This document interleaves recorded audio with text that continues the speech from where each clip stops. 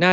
470ตั้งแต่อัฏฐคาคามาวสุตาติภิกขุณีนางอัฏฐคกสิกขาปทางคามันตระคมนังเป็นต้นไป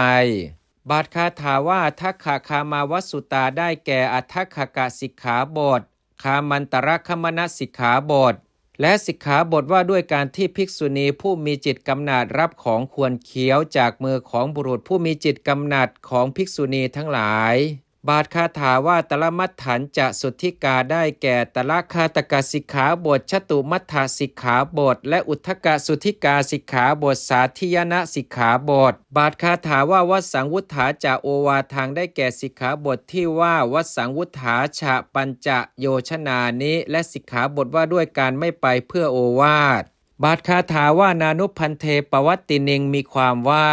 สิกขาบทเหล่านี้มี76รวมทั้งวุฒาปิตาปวัตนานานุพันธสิกขาบท2บทว่าอิเมสิกขาได้แก่สิกขาบททั้งหลายเหล่านี้ศัพท์ว่าอิเมท่านทำให้ผิดลิงเสียบาทคาถาว่ากายมานสิกากตามีความว่า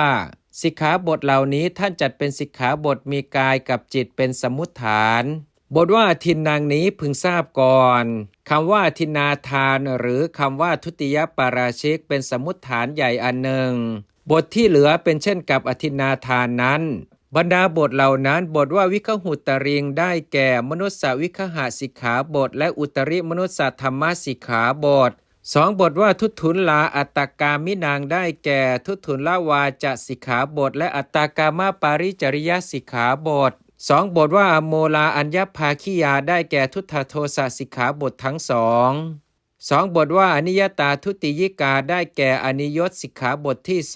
2บทว่าอชินเทปรินามเนได้แก่การให้จีวรเองแล้วชิงเอามาและการน้อมลาภของสงฆ์มาเพื่อตนบาทคาถาว่ามุสาโอมัสเปสุนาได้แก่มุสาวาทสิกขาบทหนึ่งโอมัสวาทสิกขาบทหนึ่งภิกขุเปสุญญสิกขาบทหนึ่งบทว่าทุตุนลาปทวีคเนได้แก่ทุตุนลาปฏิอโรจนสิกขาบทหนึ่งปทวีคณนสิกขาบทหนึ่ง